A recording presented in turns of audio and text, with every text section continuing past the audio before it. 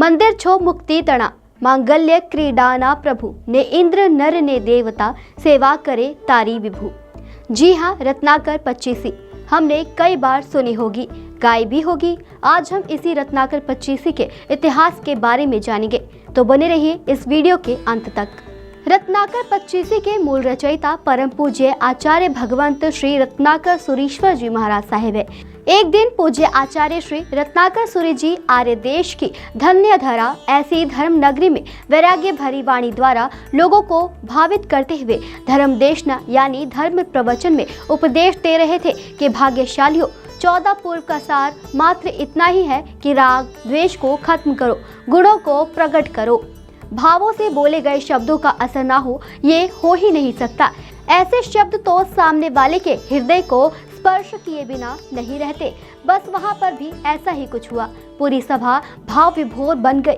प्रवचन पूर्ण होते ही एक श्रावक आचार्य को वंदन करने आए और प्रवचन सुनते सुनते जो अनुभव हुआ उसे व्यक्त करने लगे। साहेब, आप तो ज्ञानी हो, आपके विराट तत्व ज्ञान में से कुछ पाने की इच्छा है, तत्वों को जानना चाहता हूँ। श्रावक की विनती सुन आचार्य श्री ने कहा कि आज दोपहर को 3 बजे आना। वह श्रावक को मन में एकदम खुश हो गया, मानो कोई बड़ी लॉटरी लग गई हो। ऐसे तो कहा जाए कि सुबह 6 बजे उठना है तो हम नहीं उठ पाते, लेकिन अगर कोई ऐसी जगह जाना हो जो हमारी फेवरेट हो तो 6 क्या 5 बजे भी उठकर रेडी हो जाते हैं। ठीक ऐसा ही ये श्रावक 2 बजे ही रेडी होकर चला गया। एक कोने में बैठकर वहां की पवित्र ऑरा का अनुभव करने लगा।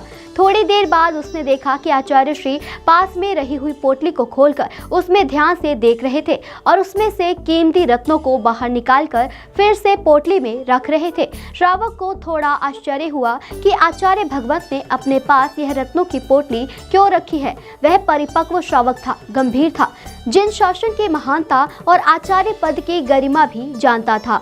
अब एक पल के लिए कल्पना कर सकते हैं कि यदि हम उस श्रावक की जगह होते तो क्या करते। शायद जाहिर में यह बात बोल देते, शायद घर जाकर व्हाट्सएप में पूरा दृष्टांत रेडी करके वायरल कर देते, शायद घर वालों को, रिश्तेदारों को, दोस्तों को या फिर अन्य गुरु भगवंतों को यह पूरी बात बताकर वह आचार्य भगवंत की निंदा करते।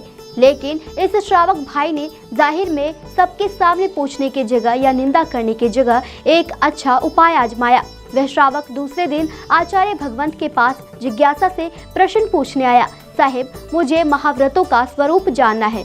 आचार्य श्री ने एकदम भाव से एक के बाद एक सभी महाव्रतों का अद्भुत वर्णन किया। उसमें 5वां परिग्रह वीरमण महाव्रत आया। उसके बारे में आचार्य भगवंत समझा रहे थे। उसमें नवविध परिग्रह की बात आई। द्रव्य परिग्रह और भाव परिग्रह का सूक्ष्म निरूपण आचार्य भगवंत ने किया।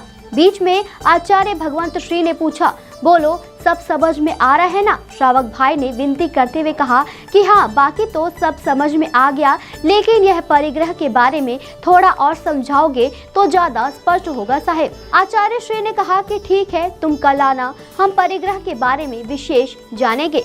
दूसरे दिन भी आचार्य श्री ने परिग्रह के बारे में अलग अलग दृष्टांत और शास्त्र पाठ के आधार से वर्णन किया। श्रावक को फिर से बहुत आनंद आया, लेकिन अभी भी संतोष नहीं हुआ।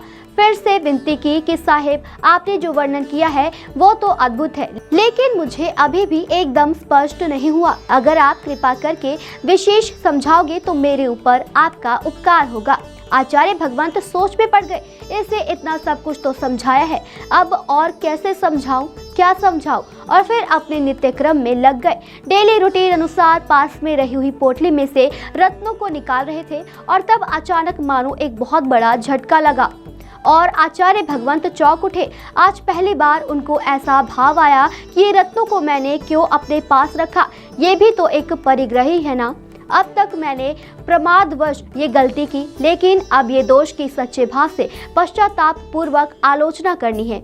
आचार्य श्री ने वह श्रावक को अपने सामने बुलाया और कहा कि आज तो मैं तुम्हें एक और दृष्टांत द्वारा परिग्रह के बारे में समझाऊंगा, जिससे तुम्हें स्पष्ट ही हो जाएगा। और फिर आचार्य श्री ने अपनी रत्नों की पोटली खोलकर श्रावक को दिखाई और कहा, ये देखो रत्न, ये द्रव्य परिग्रह है और इसको देखकर मुझे आनंद आता था, राग होता था।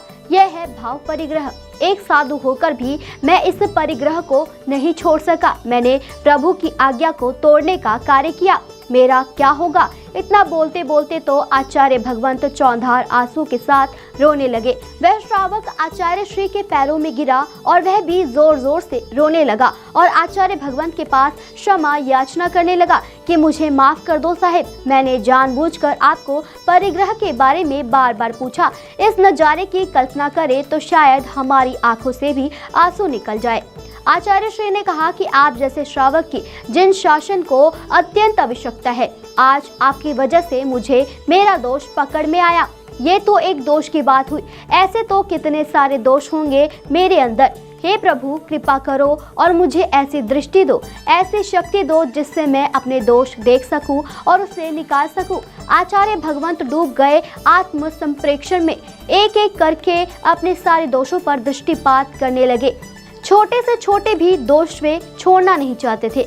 आंसू के साथ पश्चाताप की धारा बहने लगी और भाव शब्द देह लेकर प्रकट हो रहा था। अंतर की वेदना से अपने दोषों का इकरार हो रहा था। बस उसी वक्त रत्नाकर पच्चीसी का जन्म हुआ। यह मूल रूप से संस्कृत में रची गई थी, जिसे श्यामजी भाई ने गुजराती में रूपांतरित किया, जो आज अत्यंत प्रसिद्ध है। रत्नों का परिग्रह छूटा तो दोष नाशक रत्नों से भरी यह रत्नाकर पच्चीसी का जन्म हुआ। ज्ञानी गुरु भगवंत कहते हैं कि पश्चाताप के भावों से आंसू के जल को यह स्तुति रूप मंत्र द्वारा मंत्रित करके आत्मा को छिटकने से 100% दोषों से मुक्ति मिलेगी ही। तो ये था रत्नाकर पच्चीसी का इतिहास। अब जानेंगे रत्नाकर पच्चीसी के बारे में विस्तार से मुमुक्षु लक्षिता बहन के माध्यम से। किसी भी गीत या स्तुति स्तवन को जब अर्थ सहित समझकर गाया जाए तब उसमें अनंता गुणों भावों की वृद्धि हो जाती है। बस आज अपन सब मिलके यहाँ रत्नाकर पच्चीसी को भावार्थ के साथ समझने का प्रयास कर रहे हैं। रत्नाकर पच्चीसी, अपने दोषों को सच्चे दिल से स्वीकारना और उसमें घोर पश्चाताप करना, वह है रत्नाकर पच्चीसी। प्रभु के चरणों में बालक बनकर सब कुछ बयान कर देना, वह है रत्नाकर पच्चीसी। आंसुओं से भीग जाना, वह है रत्नाकर पच्चीसी।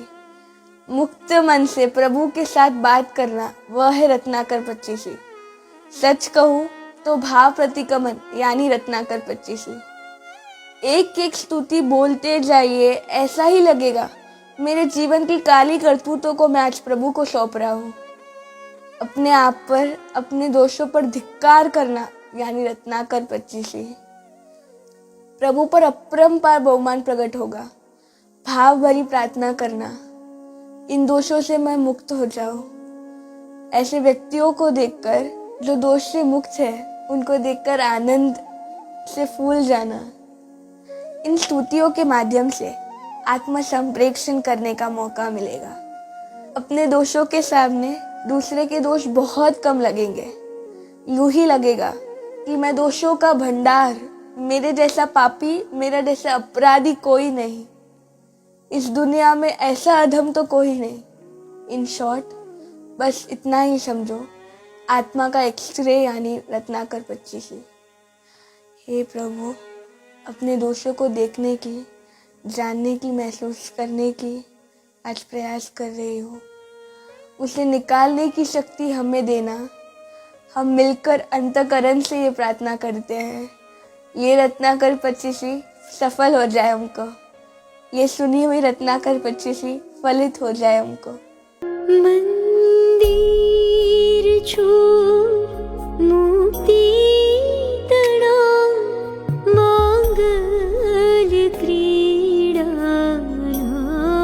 प्रभु। हमें उम्मीद है कि आपको हमारी अपडेट पसंद आई होगी। ऐसे और कई वीडियोस के लिए देखते रहिए आत्मा चैनल और हमारे चैनल को लाइक, शेयर और सब्सक्राइब करना ना भूलें। जय जिनेंद्र।